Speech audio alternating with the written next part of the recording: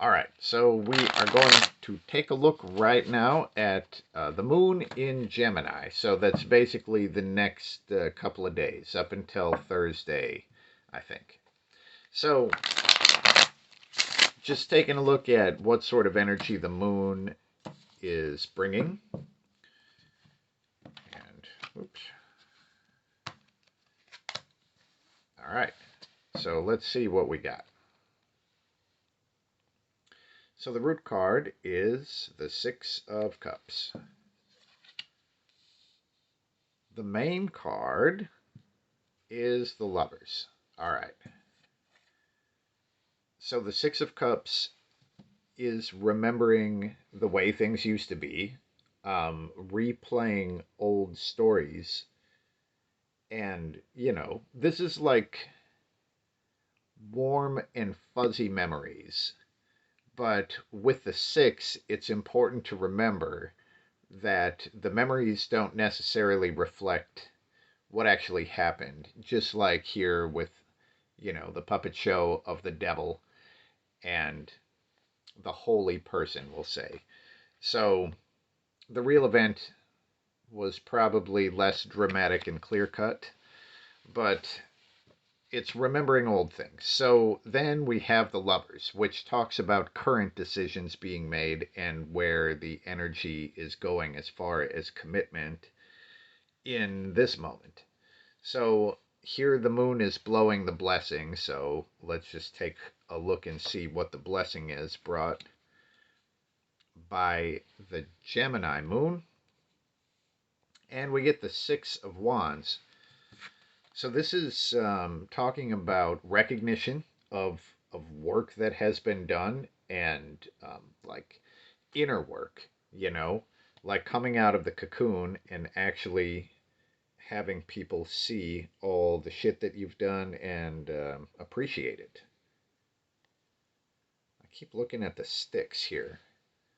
There might be something about the sticks. It might be a good time to have a stick. Okay, so when we look at this sort of commitment energy, let's just see what's on either side here because there's got to be, at least one choice happening. So let's see what we got. Well, if this is a choice, it looks like it's a pretty good choice to have. So on one side is the star, which is the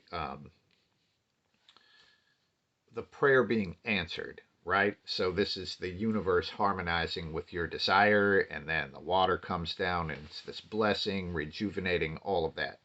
So when we look at this, so this is on the side of the feminine in the Lovers. So if there is a choice to be made, this one would be more receptive and I want to say creative, but let's look and see what the rest of it is. So over here on the projecting or the masculine side, then we have the high priestess.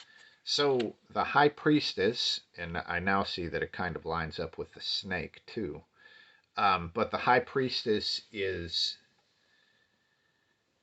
the sacred path. The high priestess is what you keep within you, and you only share it with people who truly can see it, right? And appreciate it. But the high priestess is very careful with her energy and she doesn't open up to just anything. Now it's interesting that this is on the projecting side, right? But the high priestess, like in the star, you would basically have to open to the blessing of the star. And the high priestess is kind of closed. That does make sense with the projecting sort of thing. So it looks here like this sort of decision you would not really have a bad choice. So all right, so let's just find out a little bit more about each one of these and see what we got going on.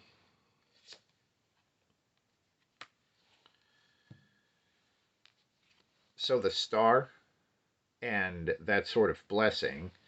So, an energy associated with it would be the Two of Swords, which is inner conflict, right? And it's basically being at war with yourself. So here, I mean, as you opened up to what was happening in the star, then the Two of Swords and the inner conflict theoretically would be disappearing. Now, over here, we have the Queen of Cups. And the Queen of Cups is the loving, devoted mother. This is the beacon, too. It's like the light in the darkness, you know? So the Queen of Cups is the healer. She's the one that other people would turn to her when they were having difficulties. She would be a great advisor um, in that way. So I just want to look a little bit more at this too and see if this is like, if it is basically what would disappear. Now, also, what is wrapped up with this too in the moon is just basically hiding behind masks and not being true, not being true to the self.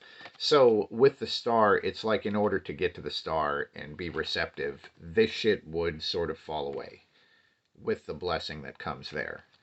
So that's fascinating stuff. Let's just see if there's something to watch out for, because none of this looks particularly um, bad, and we get the Wheel of Fortune. Something to watch out for would be shit that we couldn't control, even if we wanted to. So the Wheel of Fortune is destiny and karma. I mean, just like the moon being in Gemini, it's part of a greater movement, and there's not really much that you can do about it. Fascinating. So the thing to watch out for is something that we couldn't control anyway. Fascinating. So if that's what we get for this, if you have any questions or comments, feel free to let me know. Peace.